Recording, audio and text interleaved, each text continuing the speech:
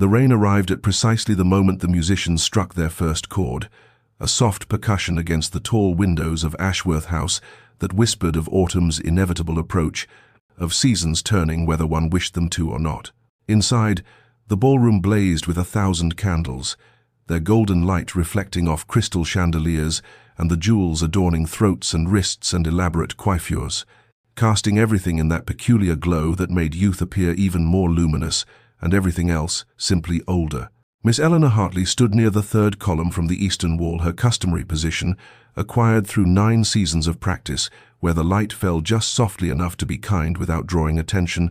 where the music reached her ears without requiring her to witness too closely the whirl of dancing couples, where she could observe without being observed, or so she told herself in those moments when self-deception seemed the kindest course. 27 years old, 9 seasons endured, and she had become what the matrons called with false sympathy and the debutantes called with barely concealed triumph, a shelf-sitter, an ape-leader, that most pitiable of creatures, an old maid. The words no longer stung as they once had. She had developed that peculiar armor that comes from repeated wounding, a scar tissue of the soul that felt nothing because it had felt everything. Her gown was dove-grey silk, elegant in its simplicity, expensive in its fabric, but restrained in its adornment. No flounces, no excessive lace, no ribbons in shades that suggested she was still competing with the 18-year-old girls in their pastel confections of pink and yellow and the palest blue. She had learned, slowly and painfully, that there was dignity in accepting one's position rather than fighting it with increasingly desperate stratagems, and that grace could be found in standing still while others danced, that a woman might build a life of meaning even when society deemed her superfluous to its primary purpose of marriage and childbearing. The younger girls, for she could not help but think of them as girls, though some were merely 7 or 8 years her junior, clustered near the center of the room like exotic birds, their laughter pitched to carry, their fans fluttering with practiced coquetry, their eyes calculating the worth of every gentleman who entered, while their lips curved in smiles that promised nothing and everything. She heard their whispers sometimes, or rather, she heard the whispers they intended her to hear. 9 seasons, can you imagine? And such a shame, though of course at her age. And Mama says it's because she has no conversation, too bookish by half. Eleanor's gloved fingers tightened almost imperceptibly against her own fan, the only outward sign of the small, sharp pain that still managed to find the gaps in her armor. But her face remained serene, her posture perfect, her expression one of mild, polite interest in nothing in particular. Outside, the rain continued its gentle assault upon the windows, each drop a small defeat, each rivulet a tear the night wept for all the women who stood at the periphery of life's grand ball, watching and waiting and slowly learning not to hope. The Duke of Thornecliffe arrived without fanfare, yet the effect of his entrance was as dramatic as if trumpets had heralded his appearance, the very air in the ballroom seeming to shift and thicken with collective anticipation, conversations faltering mid-sentence, fans freezing mid-flutter, every eye turning toward the tall figure who paused at the top of the shallow stairs that led down into the glittering assembly. Julian Ashford possessed that particular quality of presence that had nothing to do with his title and everything to do with the man himself, broad-shouldered and lean. His evening clothes cut with such precision they might have been painted onto his frame, his dark hair silvered at the temples in a way that added gravitas rather than age, his features arranged in an expression of such perfect courtesy that it became its own form of armor, revealing nothing, permitting no intimacy. Eleanor watched from her distant column as the matchmaking mamas drew breath like generals preparing for battle, as the debutantes straightened their postures and brightened their smiles and angled themselves for optimal viewing, as the other gentleman seemed to diminish slightly in his shadow, and she felt an unexpected sympathy for this man she had never met, this duke who had buried his wife 3 years prior and fled to the continent, who was rumored to be impossible to please, cold as January, wealthy beyond the dreams of avarice, and therefore the season's most coveted prize. His reputation preceded him in whispers that had circulated for weeks before his return. He had married once for duty to a baron's daughter of impeccable lineage and insufficient warmth, had produced an heir and a spare before his duchess succumbed to fever, had mourned with appropriate dignity before departing England's shores, and now, at 36,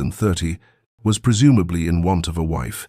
though his demeanor suggested a man who wanted nothing whatsoever, except perhaps to be left alone. The debutantes formed their predatory circle with remarkable swiftness, a pastel noose of matrimonial ambition, each young woman vying for position while maintaining the fiction of disinterest, their laughter becoming more melodious, their gestures more graceful, their eyes more luminous, with hope and calculation in equal measure. Eleanor observed this theatre with the detachment of one who had long ago resigned from the performance,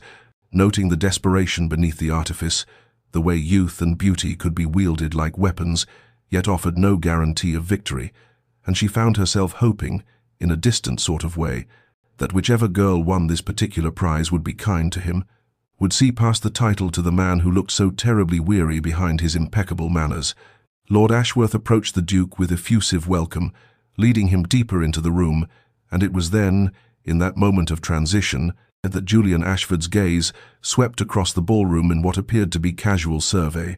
but was perhaps instead an assessment of escape routes, and his eyes met Eleanor's across the expanse of polished floor and swirling couples and strategic matrimonial positioning. The contact lasted perhaps 3 seconds, perhaps less, yet in that brief intersection of glances, something passed between them, recognition, though they had never met, understanding, though no words were spoken, a peculiar jolt of connection that Eleanor felt in the precise center of her chest, like the striking of a match in darkness. His eyes were grey, she noted with the clarity that sometimes accompanies shock, grey as winter dawn, grey as the gown she wore, grey as the rain still falling against the windows, and in them she saw what she suspected he saw in hers: exhaustion, resignation, the weight of social performance, the cost of maintaining dignity when one would prefer to simply leave. Then his attention was claimed by Lady Ashworth, and the moment broke, and Eleanor told herself it had meant nothing, was nothing, would lead to nothing. Even as something in her chest continued to flutter like a candle flame in an uncertain draught, even as she pressed one hand against her bodice to still that foolish, a fragile stirring of something she had learned long ago not to name. Eleanor had perhaps 30 seconds warning before he reached her column, 30 seconds in which to observe the Duke of Thornecliffe navigate the ballroom with polite determination, deflecting Lady Ashworth's attempt to introduce him to a cluster of debutantes with a murmured excuse, stepping around Lord Pemberton's eldest daughter with courteous efficiency, and his trajectory unmistakable in its destination. And in those 30 seconds, her heart performed a complicated series of gymnastics that she had thought herself far too sensible to experience, a hope and terror warring in her chest, while her mind insisted this could not possibly be happening,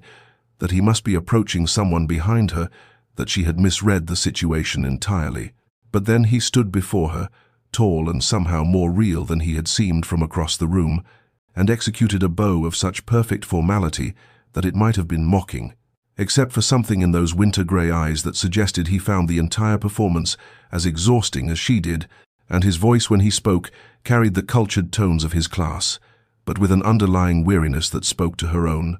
"Miss Hartley, I believe, would you do me the honor of this dance?" The ballroom did not literally fall silent. The musicians continued their waltz. Conversations carried on. Couples still turned across the floor, yet Eleanor felt the quality of attention shift, felt the weight of 100 gazes suddenly fixed upon her, with varying degrees of shock and calculation,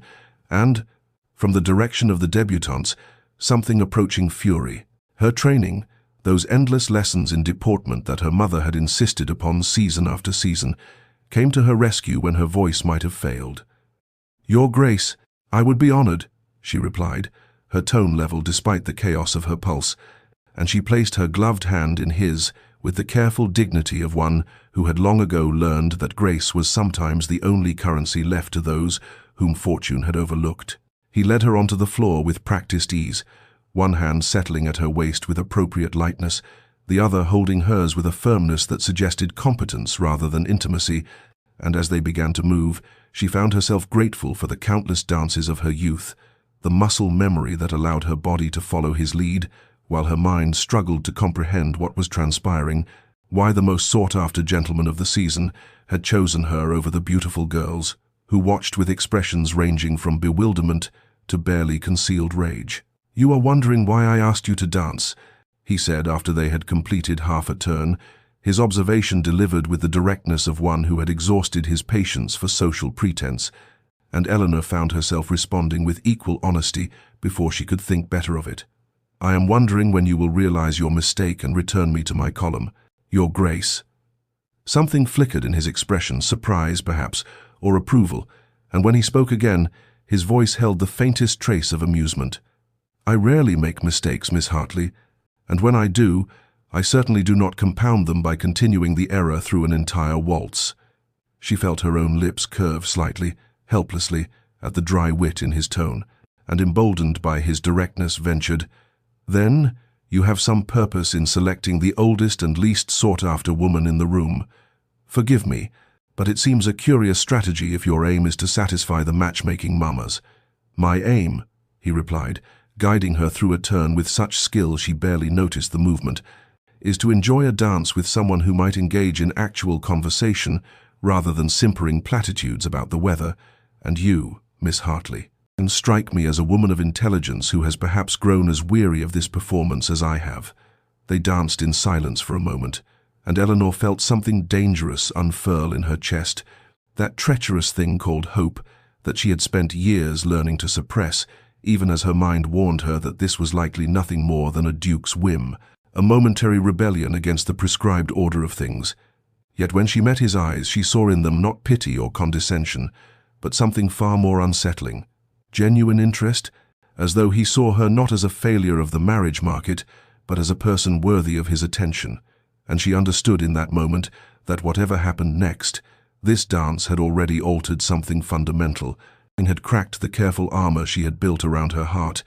leaving her vulnerable once again to the very pain she had learned to avoid. The morning after the Ashworth ball dawned grey and unremarkable, yet by the time Eleanor descended for breakfast, the world had somehow shifted on its axis. This shift made evident by the fact that her mother's drawing room, typically quiet during morning hours,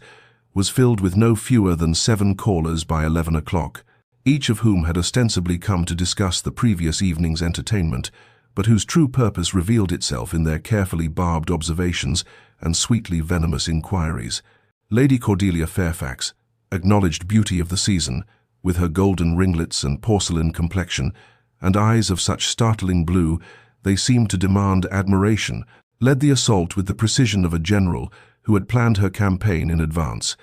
her voice carrying that particular tone of concern that was far more cutting than outright insult. "Dear Miss Hartley, how very unusual that the Duke singled you out for attention. One cannot help but wonder what stratagem you employed to capture his notice, though of course we all know you have such depths of experience in these matters, having attended so many seasons." The other young ladies tittered behind their fans while their mammas maintained expressions of polite interest that fooled no one, and Eleanor felt the familiar weight of social judgment settle across her shoulders like a cloak she had worn too many years, though she kept her own expression serene and her voice level as she replied, "I employed no stratagem whatsoever, Lady Cordelia, unless you count standing quietly in one's assigned location as tactical maneuvering." The barbs continued throughout the interminable visit observations about how desperate gentlemen sometimes made curious choices, speculation about whether the Duke had perhaps confused her for someone else in the candlelight, pointed questions about whether she had perhaps reminded him of some elderly relative of whom he was fond. And through it all, Eleanor maintained the dignity that had become her shield and her prison, that careful composure that revealed nothing of the turmoil within, the dangerous flutter of hope she was desperately trying to suppress before it could take root and bloom into something that would inevitably wither. Her younger sister, Margaret, 19 and in her second season, possessed neither Eleanor's patience nor her practiced restraint, and when the callers finally departed, she rounded on Eleanor with indignation blazing in her dark eyes. "How can you simply sit there and allow them to speak to you so abominably? You should have cut them all, and should have ordered them from our drawing room, should have." But Eleanor silenced her with a gentle hand and a sad smile, saying only, "They speak from fear, dearest, fear that what they have staked their entire worth upon, youth and beauty and novelty, might prove less valuable than they have been taught to believe, and one cannot truly blame them for their terror, even as one must endure its consequences. Their mother hovered between hope and caution, her hands twisting in her lap as she ventured, "But surely the Duke's attention must mean something. Eleanor, surely he would not have singled you out without some degree of interest." Yet Eleanor could not bear to see hope kindle in her mother's eyes when she had learned too well the pain of its extinguishing, and so she murmured something non-committal and retreated to her father's library, that sanctuary of leather-bound volumes and afternoon light, where she had spent so many hours of her 9 unsuccessful seasons, managing the household accounts her father's failing eyesight made difficult for him, reading philosophy and poetry, constructing a life of purpose beyond the marriage market that had so thoroughly rejected her. She had perhaps an hour of peace before their housekeeper appeared with a package that had just been delivered, and Eleanor's hands trembled slightly as she unwrapped the brown paper to reveal an arrangement of white roses, not the overblown hothouse blooms that spoke of vulgar expense, but delicate garden roses that suggested thoughtfulness and restraint, accompanied by a card that bore only the Duke of Thornecliffe's crest and a single line in elegant script. "Thank you for the most genuine conversation I have enjoyed in 3 years." And though Eleanor knew she should guard her heart, should recognize this might be merely a polite acknowledgement rather than a declaration of interest, she could not prevent the warmth that bloomed in her chest, even as she heard through the open window the whispers of passers-by who had undoubtedly witnessed the delivery and were already adding this detail to the growing mythology of the old maid, who had somehow, impossibly, captured a duke's attention. Eleanor had not intended to visit Hatchard's that particular Thursday afternoon, but her father had requested a specific volume on agricultural reform, and Margaret had needed an excuse to escape their mother's fretting about the Duke's continued silence in the 3 days since the flowers had arrived, and so the sisters found themselves among the crowded shelves of London's most fashionable lending library, where the scent of leather and paper and possibility hung in the air like incense. And it was there, in the philosophy section, where few young ladies of the ton ever ventured, that Eleanor rounded a corner with her arms full of books and nearly collided with Julian Ashford, Duke of Thornecliffe, who appeared equally surprised by the encounter, and yet also, and this she noticed with a flutter of something dangerous in her chest, genuinely pleased to see her, his winter-grey eyes warming with an expression that suggested her presence was a gift rather than an inconvenience. "Miss Hartley," he said, steadying the books she had nearly dropped, with reflexes that spoke of genuine concern rather than mere politeness. "I had not thought to find anyone else in this particular corner of the establishment. Most callers prefer the novels or poetry, I find, rather than Aristotle's ethics." And she could not help her smile as she replied, "I have always found that novels, while diverting, rarely provide practical guidance for the actual business of living. Your Grace, whereas the philosophers at least attempt to grapple with existence as it truly is, rather than as we might wish it to be." They spoke then with an ease that had been impossible in the ballroom's artificial atmosphere, their conversation flowing from philosophy to poetry to the recent publication of Lord Byron's latest work, which Julian admitted he found overwrought, while Eleanor defended its emotional honesty, and she watched something extraordinary happen to his face as they debated the careful ducal mask slipping to reveal genuine animation, a spark of intellectual engagement that transformed his austere features into something approaching warmth. And when he smiled, truly smiled, she felt her carefully constructed defenses tremble like a wall undermined by persistent water, slow erosion that would eventually lead to collapse. Margaret, who had been browsing in the poetry section with instructions to allow Eleanor privacy, watched from a distance with barely suppressed delight as the Duke and her sister talked with complete absorption, time passing unmarked until the library's proprietor discreetly reminded them of the approaching closing hour, and it was only then that Julian seemed to recall the world beyond their conversation, glancing toward the windows where afternoon light had shifted to early evening's gold, and he said with what seemed like genuine regret, "I have kept you far too long, Miss Hartley. Your family will wonder at your delay." But Eleanor, emboldened by the intimacy of shared ideas, replied softly, "Some delays are worth the wondering, Your Grace." He looked at her then with an intensity that made her breath catch, and she saw in his expression something she had not dared hope for, not mere attraction or casual interest, but recognition, as though he had discovered in her something essential that he had not known he was seeking, and when he spoke, his voice carried a note of vulnerability that she suspected he rarely revealed. My wife, my late wife, was a good woman,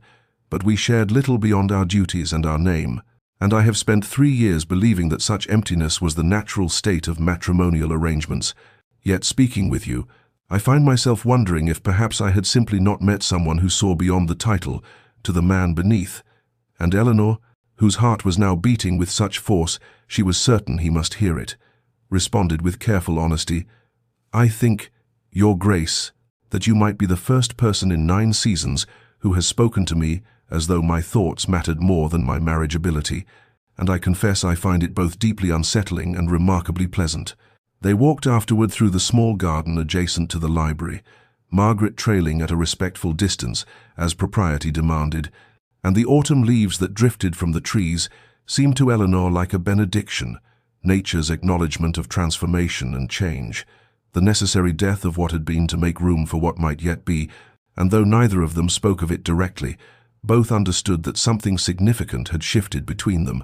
that the possibility of genuine connection had taken root despite all the reasons why it should not, despite the difference in their stations and the gossip that would inevitably follow, despite her age and his grief and the 100 obstacles that society would place in their path, or perhaps, Eleanor thought, as she watched a leaf spiral downward in the golden light, precisely because of those obstacles, because they had both learned that what came easily was rarely what endured,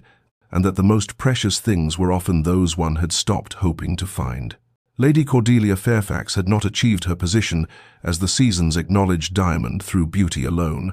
though her golden loveliness certainly provided advantageous weaponry, no. She had risen to prominence through strategic calculation and an instinct for social warfare that would have impressed Wellington himself, and in the week following the Duke's library encounter with Eleanor Hartley, she marshalled her considerable forces with the precision of a general preparing for decisive battle, beginning with what appeared to be an unfortunate accident at Lady Pemberton's afternoon musicale, when Eleanor, arriving with Margaret and taking her customary seat near the back of the drawing-room, found her path to her chair suddenly obstructed by Cordelia's elaborately flounced skirts, resulting in Eleanor's stumbling directly into a footman carrying a tray of punch, the crimson liquid splashing across Eleanor's modest blue gown, while Cordelia's voice rang out with false concern. Oh, how dreadfully clumsy, though I suppose at a certain age one's balance becomes unreliable, does it not? The other young ladies tittered dutifully, while their mammas maintained expressions of sympathetic dismay that fooled no one, and Eleanor felt the familiar burn of humiliation even as she maintained her composure, accepting the hostess's flustered apologies and Margaret's furious whispered offers to leave immediately. But Eleanor refused to grant them the satisfaction of retreat, instead sitting through the entire performance in her stained gown, with her head high and her expression serene. Though her hands trembled slightly in her lap, where no one could observe them, the assault continued over the following days with escalating boldness, loud conversations in Eleanor's vicinity about how tragic it was when spinsters grew desperate enough to employ stratagems to capture gentlemen's attention,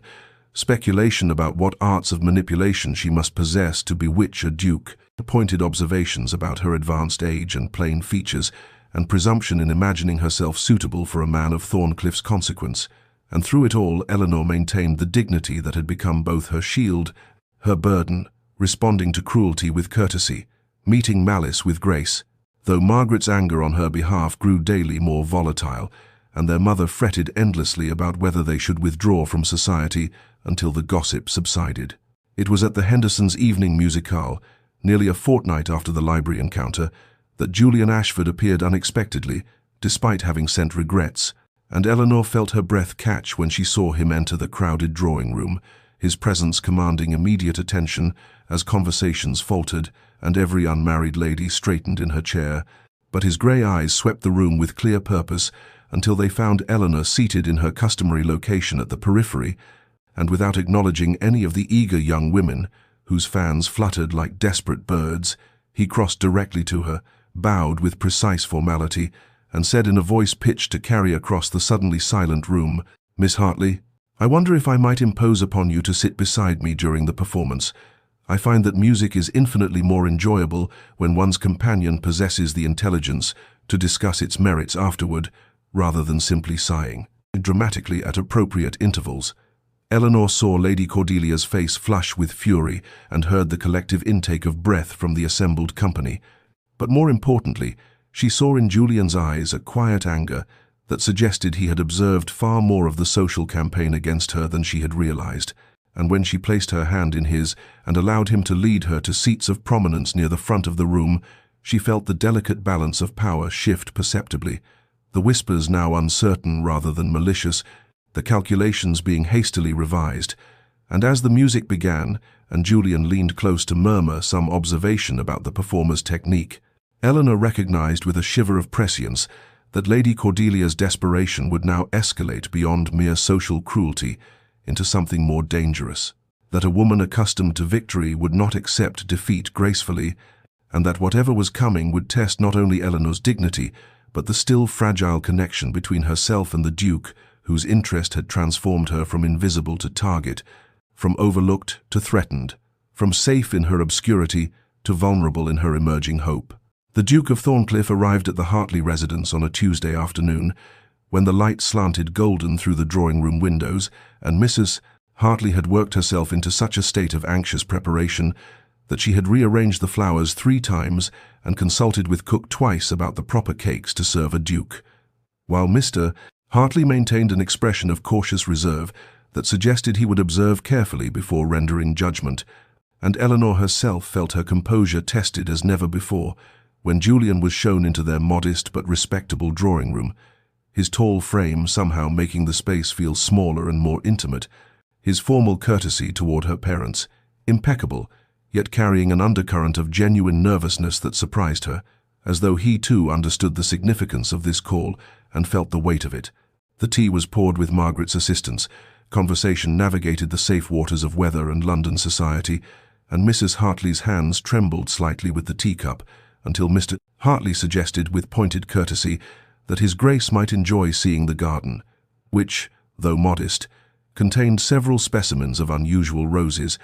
and Eleanor understood this to be her father's way of granting them the privacy that propriety would normally forbid, a signal of provisional trust that both honored and unnerved her. They walked the narrow paths between autumn-faded blooms, the season's decline evident in browning edges and dropping petals,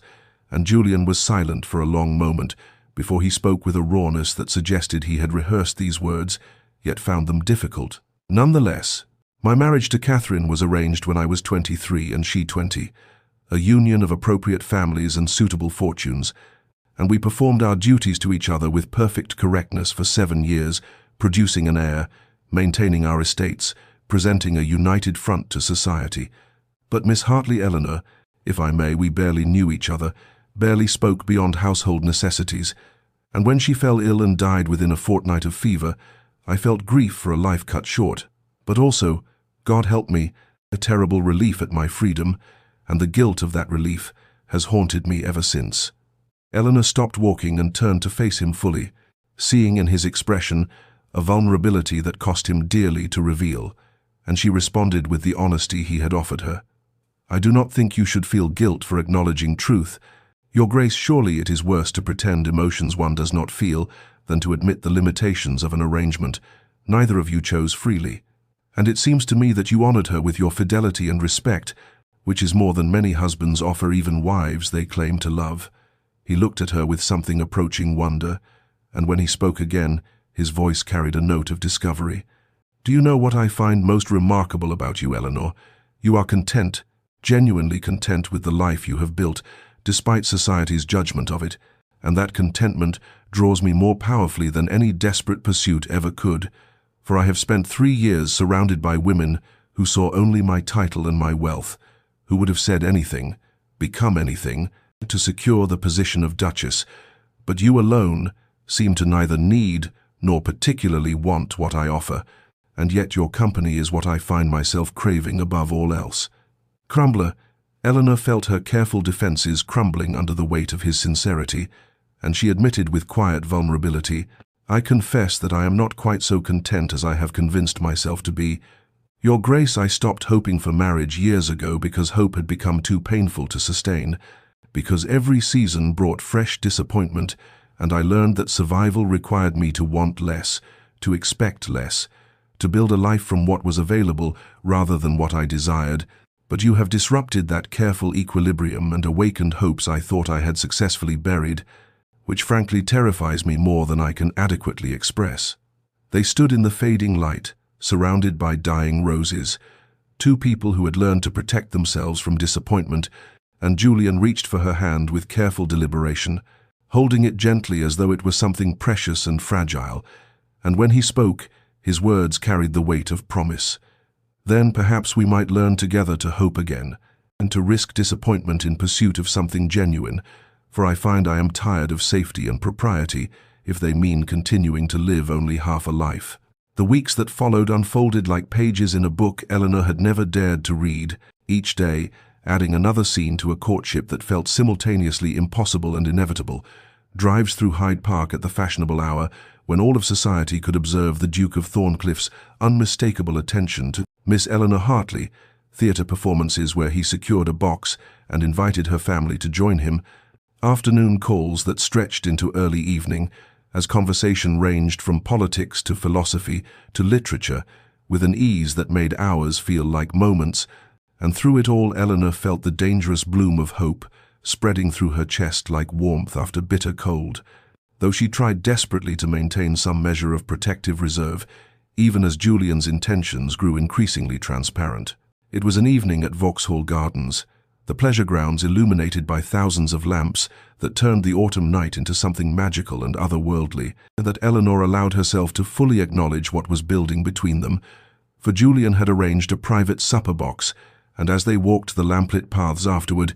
he spoke with careful deliberation about the future, about his estates and the responsibilities he carried, about his desire not merely for a duchess to fulfill social obligations, but for a partner who would challenge his thinking and share in the work of managing his holdings. And Eleanor felt her heart beating so forcefully, she feared he must hear it as he continued.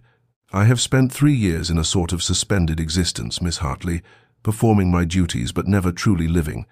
And in these past weeks, you have awakened something in me, I had thought, permanently dormant. The desire not merely to survive each day, but to anticipate the next, to imagine a future that holds genuine contentment rather than mere obligation." Eleanor turned to face him in the lamplight, seeing in his expression an openness that suggested he was moments away from a declaration that would irrevocably alter both their lives, and she felt joy and terror in equal measure, the culmination of 9 years of disappointment, meeting the possibility of everything she had trained herself to stop wanting. But before Julian could continue his thought, a familiar voice cut through the magical atmosphere like a blade through silk. "Your Grace, what an extraordinary coincidence. I had no idea you would be here this evening, though of course everyone knows Vauxhall is simply crawling with the most common sort of people. Not at all the thing for someone of your distinction." Lady Cordelia Fairfax appeared on the path before them, as though conjured by malevolent magic, her beauty rendered almost sinister in the lamplight, and she was accompanied by her mother and 2 other young ladies, whose expressions suggested they had been thoroughly coached for this supposedly chance encounter. And before Eleanor could fully process what was happening, Cordelia had positioned herself between Eleanor and Julian with the skill of a general claiming strategic ground, her voice pitched to carry to the other evening strollers, who had begun to slow their pace to observe the confrontation. "I feel I must speak, Your Grace. Though it pains me deeply to be the bearer of such intelligence, but surely as your friend, I cannot allow you to be deceived by appearances. For there are those who whisper that Miss Hartley has employed rather calculating methods to secure your attention, that her performance of contentment and disinterest is merely that, a performance designed to intrigue a gentleman known to be weary of desperate pursuit, and I have it on good authority that she has been heard boasting to her sister of her clever strategy to capture a duke through reverse artifice, making you believe the pursuit was your idea, when all along she has been orchestrating every encounter with remarkable cunning." Eleanor felt the words strike like physical blows, the cruelty of them amplified by their public delivery and their calculated mixture of truth and distortion. For yes, she had discussed Julian with Margaret, had analyzed their conversations and acknowledged her growing feelings, but never with mercenary calculation, never with boastful strategy, and she saw Julian's expression shift from openness to that ducal reserve she had observed at their first meeting, saw him retreat behind the armor of his title and his caution, and in that moment Eleanor understood with devastating clarity that the fragile hope she had allowed herself to nurture was about to shatter against the rocks of his doubt and her own cursed fortune, that she had been a fool to imagine herself worthy of this happiness, that some women were simply destined to remain forever on the periphery, no matter how briefly they might glimpse the center, and the fairy tale evening dissolved into nightmare, as Julian offered his arm with terrible formality and said in a voice devoid of warmth,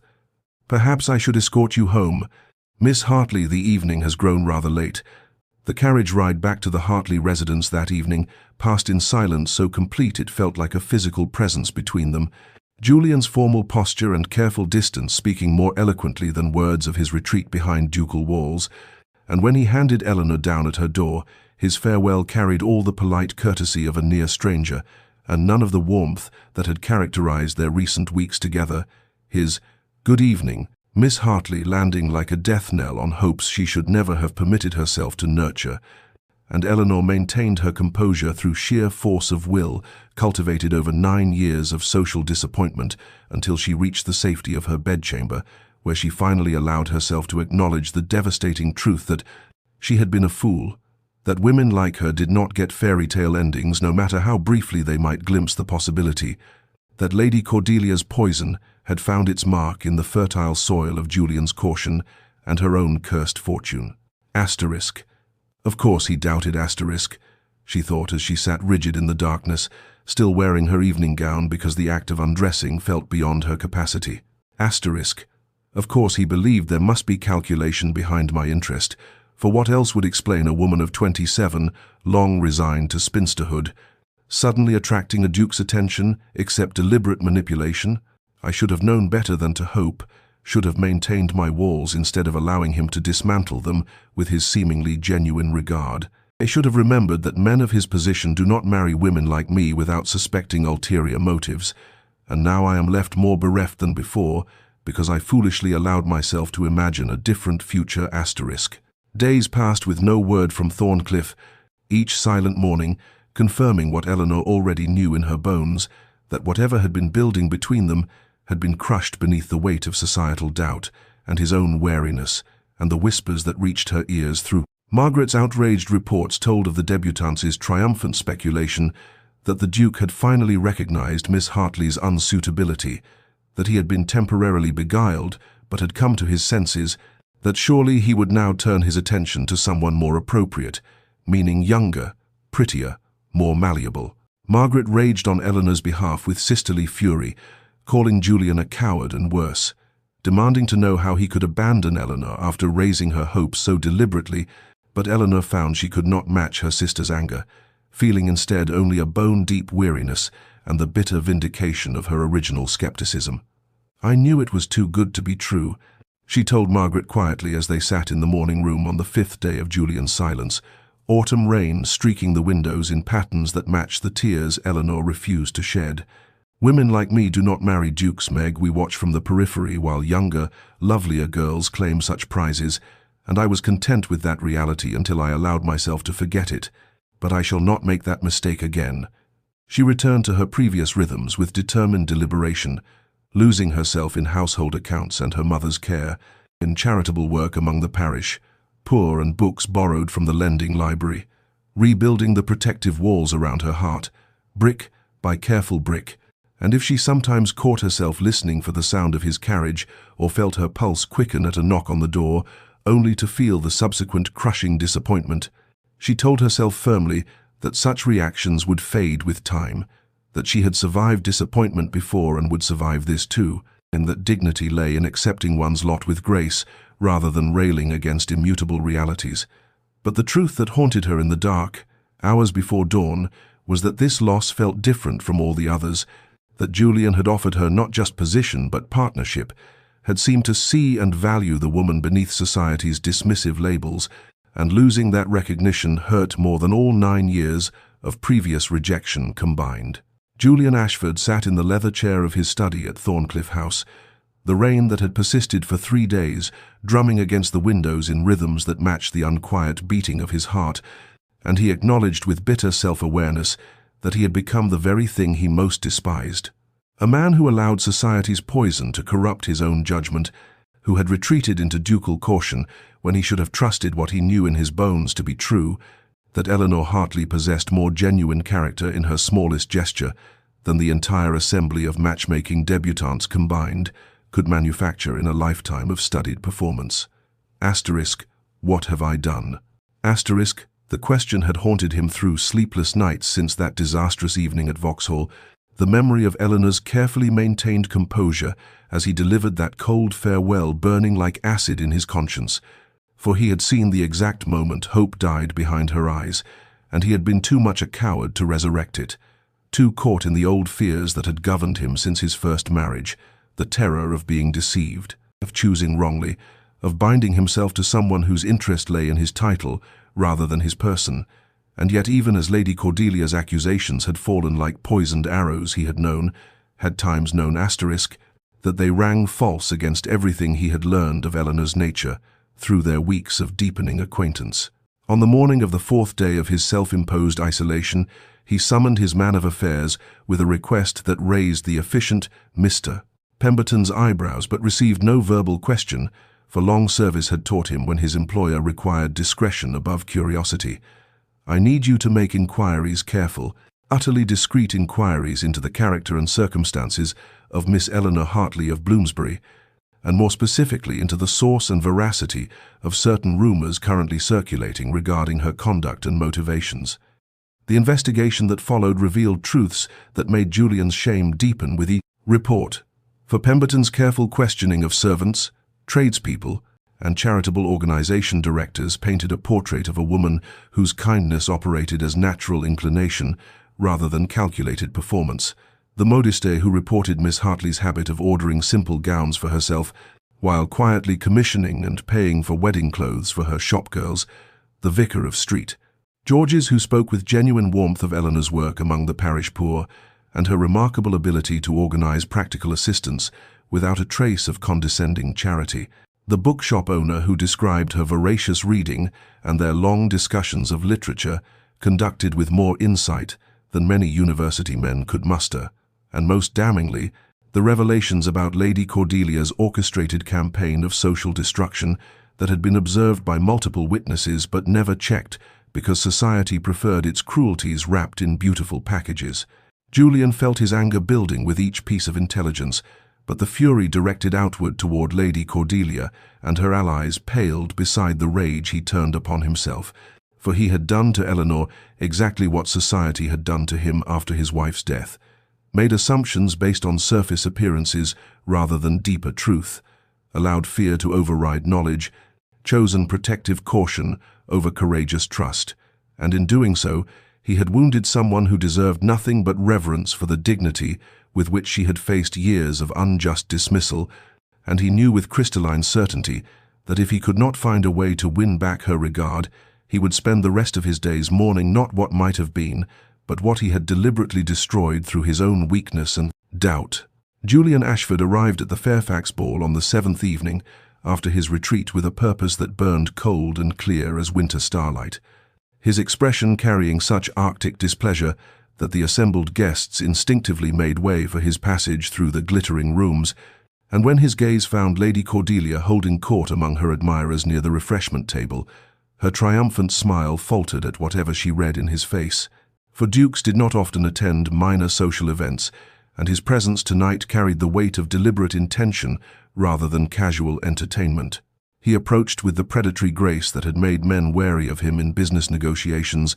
and the sudden hush that fell over Cordelia's circle spoke to society's instinct for witnessing public destruction when a powerful man chose to deliver it. "Lady Cordelia," he said with a courtesy so glacial it constituted insult, "I find I must thank you for your recent concern regarding Miss Hartley's character, as your efforts to enlighten me prompted the most thorough investigation into reputation and conduct. Not Miss Hartley's, as you might assume, but rather into the sources and motivations behind the remarkable campaign of slander that has been waged against a woman whose character, I have discovered through exhaustive inquiry, is beyond reproach, whereas the character of those who would destroy her through deliberate falsehood reveals depths of cruelty and calculation that I find distasteful in the extreme." The words fell like stones into still water, their ripples spreading through the ballroom as those nearby strained to hear, and Cordelia's face went from flushed pink to chalk white as she understood that her machinations had been not only discovered, but were being publicly exposed by the very man she had sought to manipulate. Julian continued with merciless precision.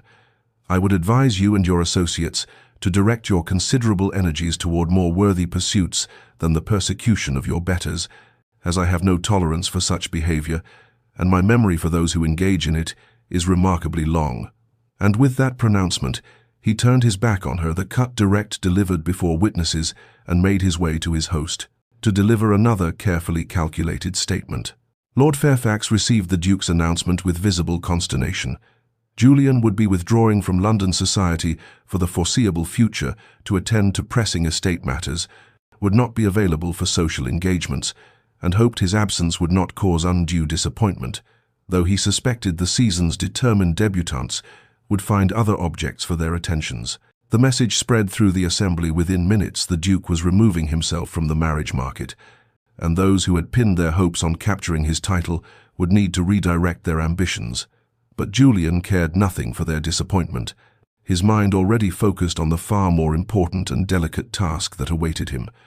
The following morning found him in the modest study of Mr. Robert Hartley, Eleanor's father, a gentleman of comfortable but unremarkable means, whose shrewd eyes assessed the Duke with the wariness of a man who had watched his daughter's heart break too many times to trust easily in aristocratic favor. "Your Grace," Hartley said with careful formality after they had exchanged preliminary courtesies, "I confess myself surprised by this call, given that we have heard nothing from Thornecliffe for well over a week, during which time my daughter has endured fresh whispers and speculation about your apparent withdrawal of interest." Julian accepted the rebuke as his due, meeting the older man's gaze directly. "I have no excuse that makes my conduct acceptable, sir, only an explanation that reveals my weakness. I allowed doubt to override knowledge, fear to corrupt judgment, and in doing so I wounded someone who deserved only my protection and regard. But I have spent this past week establishing beyond any question the truth I should have trusted from the beginning, that your daughter possesses character and integrity that make her worthy of far better than I can offer, yet I am selfish enough to hope she might forgive my temporary blindness and allow me the honor of formal courtship with the intention of marriage, if she will have me." The words hung between them, raw with honesty, and after a long moment, Hartley's expression softened slightly. "The question is not whether I will grant permission, Your Grace, but whether Eleanor will grant forgiveness, for she has borne disappointment with grace her entire adult life. But this latest wound cut deeper than most, and if you seek to court my daughter, you must understand that her dignity is not weakness, and her patience is not infinite. She deserves certainty, not vacillation, and commitment, not continued doubt." Julian nodded, feeling the weight of judgment and finding it perfectly just. "I understand, sir, and I can offer her both certainty and commitment, for I know now without question that she is precisely the partner I need and far more than I deserve. And if she will allow me the opportunity, I intend to spend the rest of my days proving myself worthy of the gift of her regard." As he left the Hartley residence with permission reluctantly granted, and the understanding that Eleanor's consent mattered infinitely more than her father's, Julian felt his heart beating with a mixture of hope and trepidation, knowing that the next and most crucial step required not careful planning but raw courage, the willingness to stand before Eleanor with his heart undefended, and trust that the woman who had shown him glimpses of genuine partnership might find it within herself to risk believing in him once more. The storm broke over London with the fury of something long gathering, the afternoon sky turning bruised and violet as Julian Ashford's carriage clattered through streets already running with rain, and he knew the weather matched perfectly the turbulence of what he was about to attempt, arriving unannounced at Eleanor's home with neither careful planning nor proper notice, driven by the recognition that some things could not wait upon society's tedious protocols, and that if he delayed even another day he risked losing forever what he had been fool enough to nearly destroy through his own cowardice and doubt. The Hartley butler's expression, when he opened the door to find a rain-soaked Duke demanding entrance, spoke volumes about the household's protective fury on Eleanor's behalf. But Julian's determination must have shown clearly enough that after a moment's hesitation, the servant allowed him into the entrance hall, with instructions to wait while he inquired whether Miss Hartley would receive him, the phrasing itself, a subtle rebuke, since proper young ladies did not refuse dukes, except when dukes had forfeited their right to automatic courtesy. When Eleanor entered the small parlour where he had been directed, she was pale but composed, her dove-grey morning dress emphasizing the dignity that had first captured his attention, and for a long moment they simply looked at each other across the rain-shadowed room before she spoke with a quietness that somehow cut deeper than shouting, "Your Grace, I confess myself surprised by this visit, as I had understood from your previous farewell that our acquaintance had run its natural course." The formal words landed like blows, and Julian felt them as he deserved, but he also heard beneath them the tremor of genuine hurt, and suddenly all his carefully rehearsed speeches dissolved into raw truth. "I was wrong. Eleanor, I was a coward and a fool, and I wounded you through my own weakness, allowing old fears and society's poison to corrupt what I knew in my heart to be true. That you are the most genuine person I have ever encountered, and that losing you would be the greatest mistake of my life." Her composure cracked then, not into the forgiveness he hoped for, but into anger he had never seen from her, the fury of someone who had maintained dignity through years of dismissal, and could no longer contain the accumulated weight of being treated as though her feelings were inconsequential. "You treated me exactly as the debutantes have done, Your Grace, as though I were a thing whose value fluctuates according to others' opinions, rather than a person with a heart that breaks like any other, and you have no idea, you cannot possibly understand what it costs to hope at my age, to lower the walls built through years of disappointment, only to have those hopes confirmed as foolish, when someone who seemed different proves himself exactly the same as all the rest." Julian moved toward her then, heedless of propriety, desperate to make her understand. "You are absolutely right, and I have no defense except that I was terrified of choosing wrongly again, of binding myself to someone who wanted my title rather than my person, but the investigation I conducted these past weeks revealed only what I should have trusted from the beginning, that you are incapable of the deception I feared, that every good thing I believed about you is true and more than true, and yes, you deserve far better than me, but I am selfish enough to ask anyway, to beg if necessary, and for another chance to prove that I can be worthy of your regard." Eleanor's eyes filled with tears that she had not shed during their separation, and years of controlled emotion finally breaching the careful walls she had built, and her voice when she spoke was raw with pain and hope warring within her. "How can I trust this, Julian? How can I risk believing again when you have already shown me that your certainty wavers, that you will retreat when society whispers its doubts?" He closed the remaining distance between them, taking her hands in his with a gentleness that contradicted the intensity burning in his eyes. "Because I know now, with absolute clarity, that the only opinion that matters is my own judgment of your character, and that judgment is unshakable. You are brave and kind and brilliant and real, in a world of calculated performances, and I would rather face society's censure with you beside me than have its approval with anyone else." The storm outside had intensified, rain lashing against the windows of the small parlour, but neither of them noticed when Julian drew Eleanor into his arms, and she allowed herself to soften against him, her tears dampening his already rain-soaked coat as he murmured apologies and promises into her hair, and when he finally tilted her face up to his and kissed her with a reverence that spoke of worship rather than mere desire, tasting salt and rain and forgiveness on her lips, Eleanor felt something fundamental shift within her, not the death of caution but the rebirth of courage, the willingness to risk her heart one final time on the belief that this man, flawed and human and real, might actually be worth the gamble of hope she had thought herself too old and too wise to make again. The weeks following their reconciliation unfolded with the deliberate grace of spring arriving after a harsh winter. Julian's courtship of Eleanor now conducted with such unmistakable seriousness of purpose that even society's most determined gossips could find no room for speculation about his intentions, and where before he had been careful to maintain ducal reserve, he now showed a devotion so public and unwavering that the ton was forced to recalibrate its collective understanding of Miss Eleanor Hartley's value, what had been mockery, transforming gradually into grudging respect as the undeniable reality of the Duke of Thornecliffe's genuine regard became impossible to dismiss or explain away through the comfortable fiction that she had somehow entrapped him through manipulation. They were seen together everywhere, driving in Hyde Park at the fashionable hour, with Julian's attention focused entirely on Eleanor rather than acknowledging the bows and curtsies directed at them from passing carriages. Attending the theatre, where he sat beside her in his private box and leaned close to share observations that made her laugh with unguarded delight. Walking through the galleries at Somerset House, discussing paintings with the easy discourse of intellectual equals, and always his manner toward her communicated something that transcended mere courtship and spoke, instead of partnership, of a man who had found not just a potential wife, but the person whose counsel he sought, and whose presence completed something fundamental within him.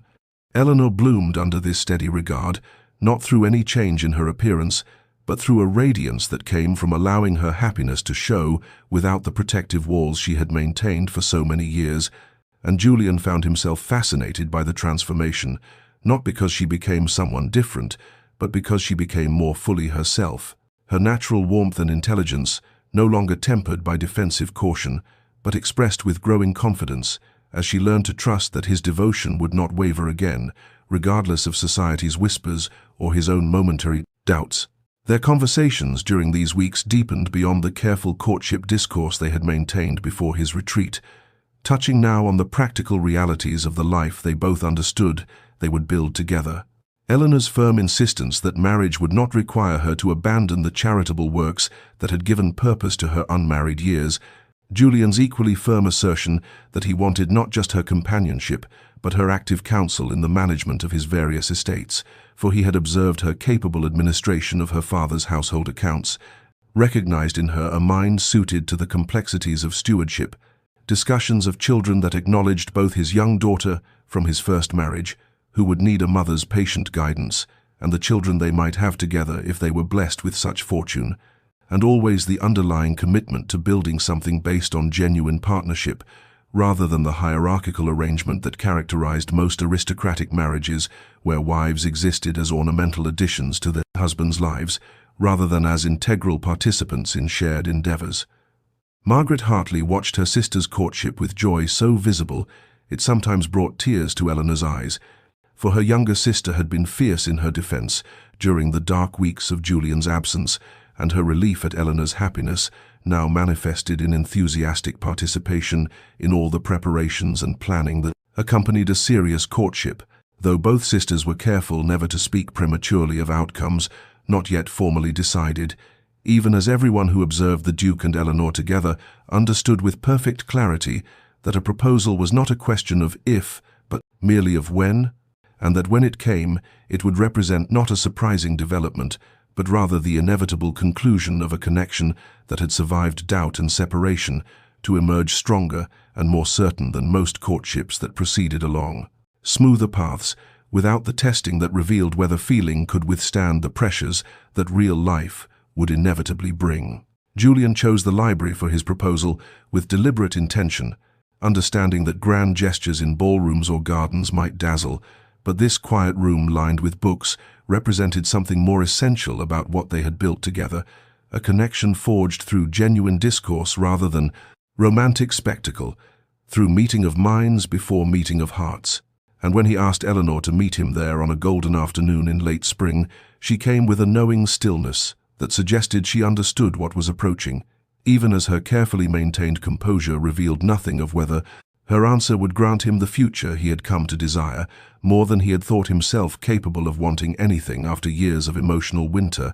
following his first wife's death. The afternoon light slanted through tall windows, illuminating dust motes that drifted like suspended snow, and Eleanor stood near the shelf where they had first truly conversed weeks ago, though it felt like both yesterday and a lifetime past, and Julian found himself momentarily unable to speak as he looked at her, not beautiful by society's narrow standards, but possessing something infinitely more valuable, a quality of realness that made every other woman he had ever known seem like pale sketches compared to her full rendering. When he finally spoke, his voice carried none of the ducal authority he wielded in Parliament or estate management, but instead held a vulnerability he had shown to no one else. "Eleanor, I have rehearsed this moment 1,000 times in my mind, and every pretty speech I prepared seems inadequate now that you stand before me. So I will offer you only truth. You do not need me. You have built a full and purposeful life without marriage.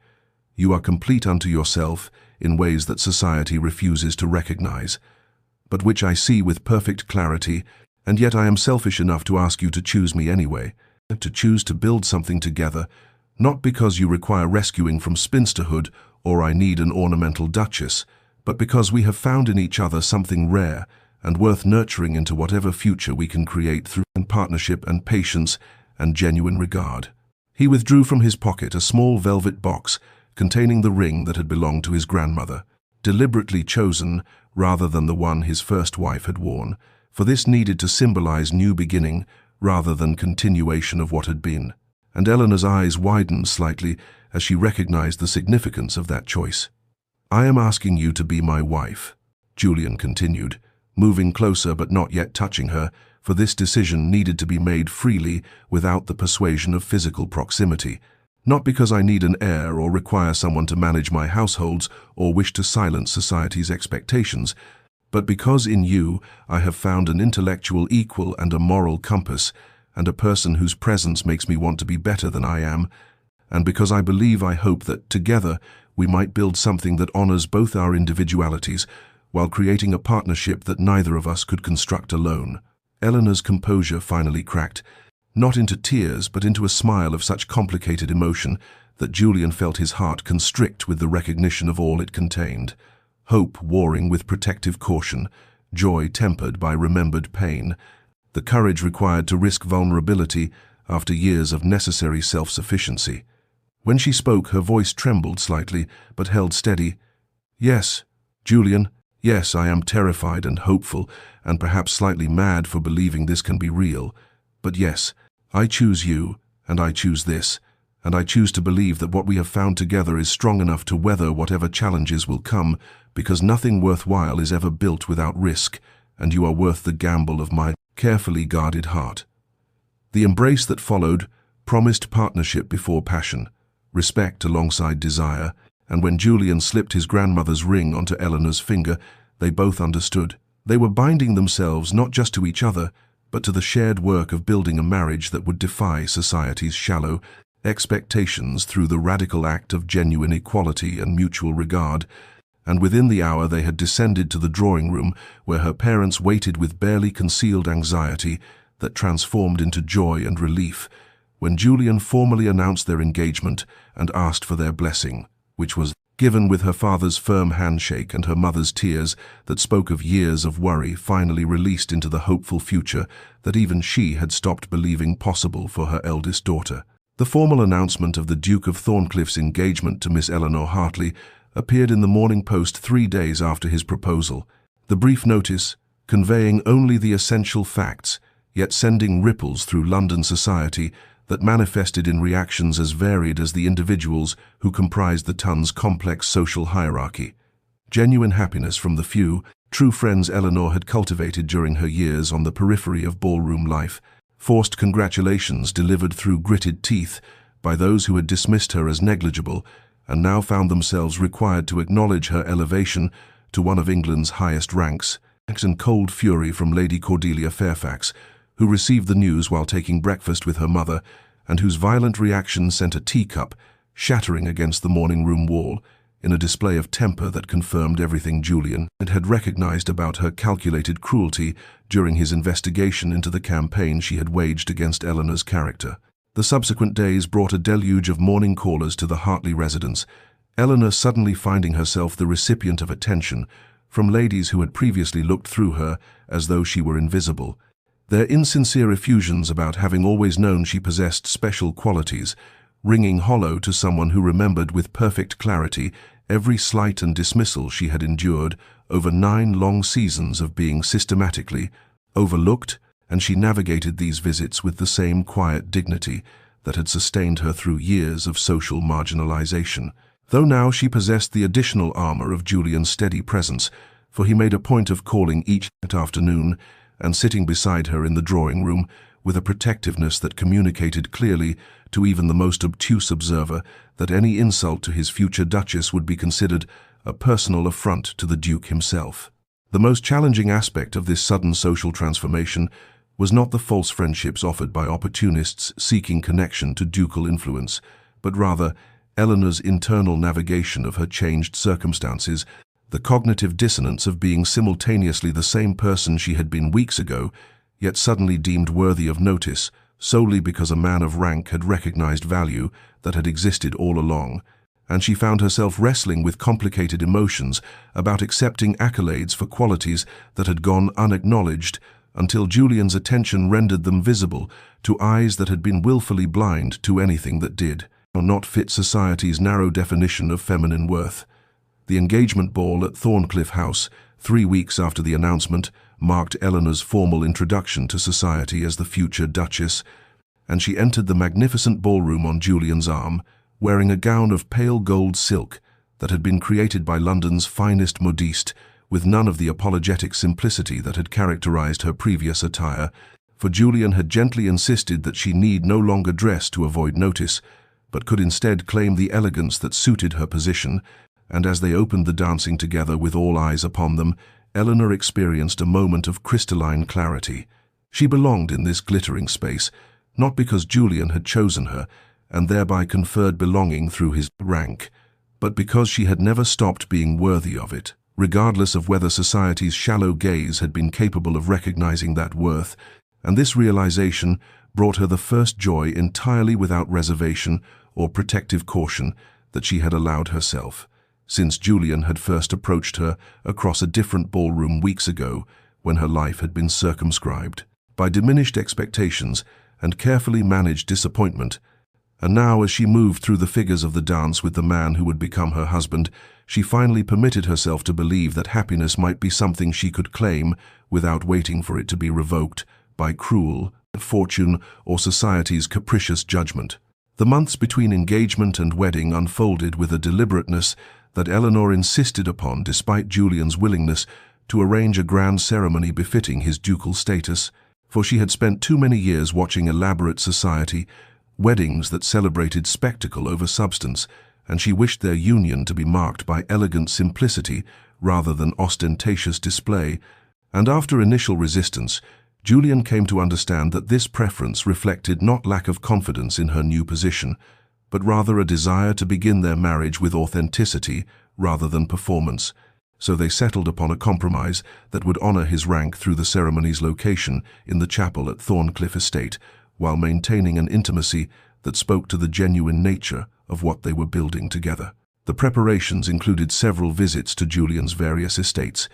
each journey revealing new dimensions of the life Eleanor would inhabit as his Duchess, and it was during these travels that Julian observed with growing wonder how naturally she moved among his tenants and staff, not with the condescension of noblesse oblige, but with genuine interest in their lives and concerns,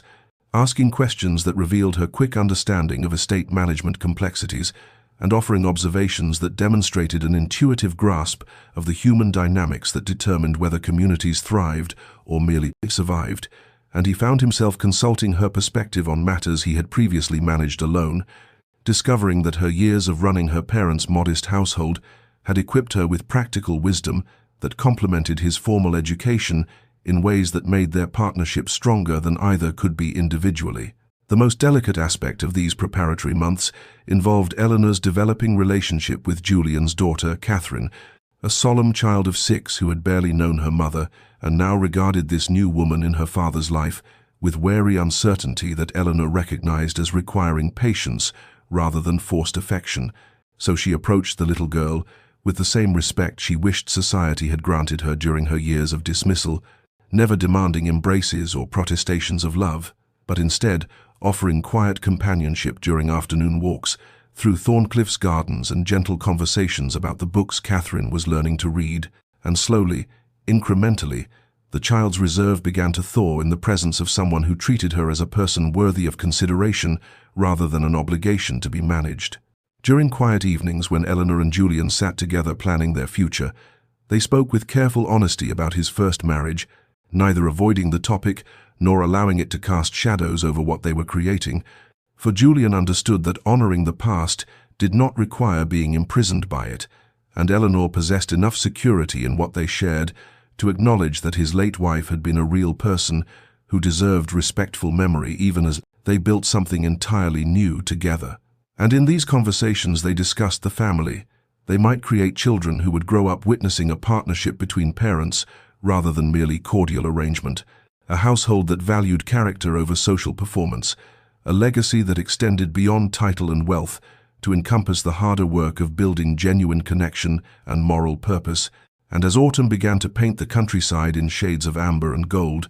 they both felt the approaching wedding not as an ending to courtship, but as the formal beginning of a life they had been constructing through accumulated small moments of trust and vulnerability, and choosing to believe that love, which grew slowly from friendship and respect, might prove more durable than passion that flared bright and burned quickly away. The wedding took place on an October afternoon when autumn had reached its fullest glory, and Thornecliffe estate lay bathed in golden light that seemed to bless the union with nature's own benediction. The chapel's ancient stones warm beneath sunshine that streamed through stained glass windows to paint the gathered witnesses in jeweled hues of amber and crimson and sapphire, and Eleanor moved down the aisle on her father's arm, wearing a gown of elegant ivory silk that had been fashioned without the fussy embellishments meant to disguise age or create illusions of youth, for she no longer sought to apologize for her 27 years, but instead claimed them as evidence of the character and resilience that had brought her to this moment, and the confidence that radiated from her as she approached Julian, waiting at the altar, rendered her magnificent in ways that had nothing to do with conventional beauty, and everything to do with a woman who had finally allowed herself to believe in her own worth regardless of society's belated recognition of it.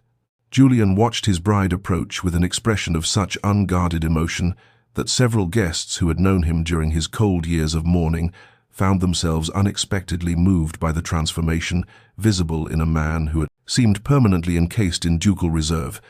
And when Eleanor reached his side and placed her hand in his, the rightness of their joining seemed to settle over the chapel like a palpable blessing,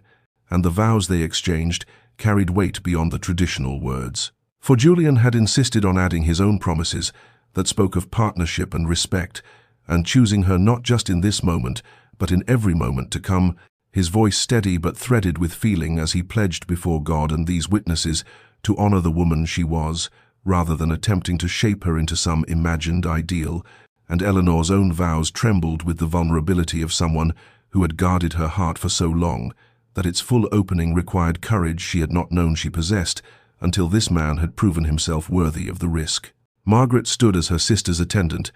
her face wet with happy tears that reflected the journey they had both traveled from that first ball where Eleanor had stood in dove-grey silk, accepting her invisibility to this moment of transformation, and when the vicar pronounced Julian and Eleanor husband and wife, and the Duke of Thornecliffe kissed his new duchess with tender reverence, the assembled guests erupted in applause that acknowledged not just the union of two people, but the triumph of substance over superficiality. And as the newly married couple processed back down the aisle together, Eleanor caught sight of several young women sitting quietly at the edges of the congregation wallflowers, who had likely attended, hoping to witness the impossible becoming possible, and she smiled at them with a warmth that conveyed understanding and encouragement, a silent message that their time would come if they could maintain faith in their own value through the years of being overlooked. The wedding breakfast that followed offered celebration without ostentation, the intimate gathering of family and true friends sharing in joy that felt earned rather than merely performed, and during a quiet moment when Julian drew Eleanor away from the festivities to a windowed alcove overlooking the gardens, they stood together, acknowledging without words the improbable path that had led from that first dance to this beginning, and as their carriage departed for the wedding journey that would take them through the Lake District, the guests who remained behind spoke in tones of admiration, rather than the mockery that had once accompanied Eleanor's name, the whispers now celebrating a love story that had unfolded according to its own timing rather than society's arbitrary schedule, proving that the best things sometimes come to those who wait with dignity intact and hope carefully preserved against the day when it might finally be warranted. Their wedding night unfolded with a tenderness that neither had anticipated fully, for Eleanor had spent years imagining herself permanently excluded from such intimacies, and Julian had known only duty in his first marriage. Yet here, in the candlelit chamber of the Lake District Inn, where they had stopped for their first night as husband and wife, they discovered that vulnerability shared between two people who had chosen each other with full awareness created a profound intimacy that transcended mere physical joining. And as Julian helped Eleanor from her traveling dress with hands that trembled slightly, despite his aristocratic composure, she found herself unafraid, because this man had proven himself worthy of her trust through months of patient courtship that honored her intelligence and character rather than simply pursuing her person. And when he paused to cup her face in his palms and ask with quiet earnestness if she was certain, if she wished to proceed, giving her permission to set their pace even now, she felt tears gather at the corners of her eyes, because no one in her 27 years had ever granted her such agency in matters that concerned her own body and heart. And she answered him not with words, but by reaching up to loosen his cravat with fingers that gained confidence as she proceeded, and what passed between them in the hours that followed was neither the awkward fumbling of complete innocence nor the practiced efficiency of routine, but rather the gradual discovery of how two people might learn each other's desires and boundaries through attention and care and the willingness to be uncertain together, building pleasure from patience rather than demanding it, arrive fully formed. The weeks that followed carried them through the Lake District's misty valleys and then southward toward Italy, where autumn yielded to a gentler season, and they wandered through Florence's galleries and Venice's winding canals, discovering joy neither had believed themselves capable of experiencing, and the letters Eleanor wrote to Margaret overflowed with observations about art and architecture, but also with barely contained happiness that her sister recognized as evidence of a marriage that was everything their parents, a generation, claimed impossible to achieve in unions, based on genuine feeling rather than practical arrangement. And Julian found himself laughing again, a sound that surprised him each time it emerged spontaneously in response to Eleanor's dry wit or her unexpected delight in the small pleasures of travel. And he realized that his first marriage's absence of passion had taught him to believe himself incapable of such feeling, when in truth he had simply never found the right person to awaken it until this woman whom society had dismissed as too old and too plain proved herself to be exactly what his careful heart required. Their return to London for the little season revealed how completely Eleanor's position had transformed, for she entered ballrooms now as the Duchess of Thornecliffe and navigated her new status with the same grace that had sustained her through years of dismissal, neither seeking revenge against those who had mocked her, nor pretending that their previous cruelty had not occurred, and she devoted herself to expanding the charitable works she had quietly maintained during her years of spinsterhood, now possessing the resources to establish schools for tenant children and workshops where women might learn trades that offered alternatives to servitude, or worse. And Julian's contentment was visible to all who observed how the formerly cold Duke watched his wife with undisguised admiration and consulted her opinion on estate matters with genuine respect for her judgment, and the debutantes of the new season regarded the Duchess with a mixture of envy and dawning comprehension that perhaps the frantic pursuit of title and fortune might matter less than the cultivation of character that could attract a partner rather than simply securing a position. And Eleanor occasionally caught sight of young women watching her with expressions that reminded her of her former self, and she made certain to engage them in conversation, offering the acknowledgement and respect she had once desperately needed, planting seeds that might sustain them through their own seasons of being overlooked until their particular worthiness found its proper recognition. 2 years had passed since Eleanor Hartley became the Duchess of Thornecliffe, and on an April evening when the London season had reached its glittering height, she found herself once again at the Ashworth Ball, where her extraordinary journey had begun. Though now she entered through the main receiving line on her husband's arm, rather than slipping quietly through side doors, hoping to avoid notice. And as they descended the marble staircase into the ballroom, she experienced a moment of profound vertigo at the completeness of the circle her life had traced.